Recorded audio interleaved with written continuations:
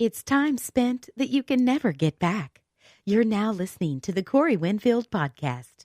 And today I actually got a message on Facebook saying that they wanted me to talk about more personal stuff and they wanted to hear my story. But I'll give you that. This is only podcast number 2.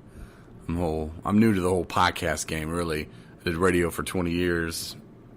So, I'm not new to that part of it, just new to the whole podcasting thing where I'll get better. I guarantee you. I promise. But today, I'll give a little rundown. I was in radio for 20 years. Started in Benton Harbor, Michigan, worked Kalamazoo, San Antonio, Dallas, Fort Smith, Arkansas, Fayetteville, Arkansas, kind of at the same time. I worked for iHeartMedia for 8-9 years. Learned a lot there. Good company to work for, really, in my opinion. I didn't have any beef with it, really. Everybody has beef with their job, but you know what I'm saying. If I could go back, I would in a heartbeat. It was a good company for me. They treated me well, for the most part. Moved back to Michigan. Didn't really work out. It was a bunch of. We'll just leave it at that. But went back to school. Going to be an addiction counselor. Notice I didn't say a drug counselor. Addiction counselor. To me, there's two different things. Well, they're the same, but they're different. We'll get into that later. I got plenty of podcasts to come. This is only number 2. But there was something that happened, and I could not believe it. It blew my mind. I'm not talking about the woman from Detroit who said we need to impeach the MFer to her son. That's what was funny about that story, though. It was like, as she was saying to her son, bullies don't always win.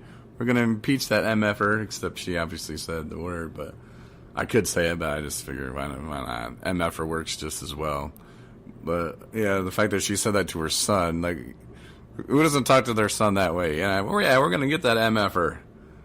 Anyway, no, the story, though, the one that really disturbs me, and in so many different ways, it comes from Phoenix, Arizona, a place called the Hacienda Nursing Center, where one of the staff members heard a patient in her room moaning, really loud moaning, and she couldn't figure out why, so she went in there to discover this patient, was having a baby.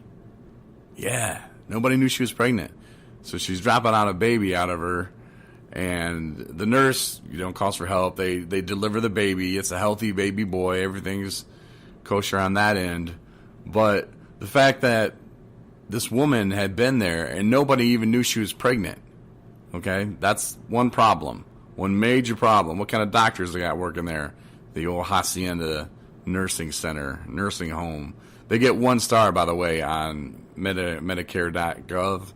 If you want to send somebody away to a place, make sure you go to Medicare.gov. Check out nursing homes, because there's 5 stars, 4 stars. 1 star is what the Hacienda gets, and that's obviously way below average. Not where I want to send my loved one. And there's another reason why I wouldn't want to send my loved one there, because this woman who gave birth to this baby, she became a patient 10 years ago when she nearly drowned. And ever since then, they brought her there. She needs round-the-care nursing, like someone in a room all the time taking care of her, because she's in a vegetable state. Start putting that story together in your head. I know you're thinking, well, but if she's been there for 10 years and she's in a vegetable state, what happened 9 months ago? Yeah. There's now new rules at the Hacienda not nature center, but nursing home, that a male can't enter a female's room without another female. So some dude, this is what happened 9 months ago, some dude walked in that room, or maybe he was sitting in the room or doing whatever, and thought, you know what? This chick, vegetable steak, kind of hot, maybe. I don't know, man. That's just so disgusting on so many different levels. That's just, first of all, morally wrong. Ew. Oh. No. Ugh. And every single male that works there is now a suspect. So can you imagine coming home? Honey, it wasn't me. I'm telling you, it was not me. You take care of me, girl. You're my wife. I love you. That wasn't me. Or imagine if that dude is married and has a family. Can you imagine? Man, because he's going to jail. I mean, they're going to figure it out. Obviously, DNA, they're going to test everybody that worked there, that had worked there. And was it just one person? Or was it like, Scott, and Billy, and William all going, hey, man, Victoria, the vegetable woman in B10? Yeah, we've been, having sex with her for years. I mean, who knows what this is going to uncover? But because of, privacy rights and stuff like that, the hospital's like, we can't release anything, and it's an ongoing investigation, and blah, blah, blah, blah, blah. And the police are kind of saying, we're going to get to the bottom of it. We're going to let you know what happened. But they can only go so far with it because of the whole patient thing. And it's like, oh. But, man, what a disturbing, disgusting, crazy story that is, man. Dude's freaking out. But how did they not know she was 9 months? They didn't know she was pregnant. 9 months, not one doctor there. Round the clock care she needs.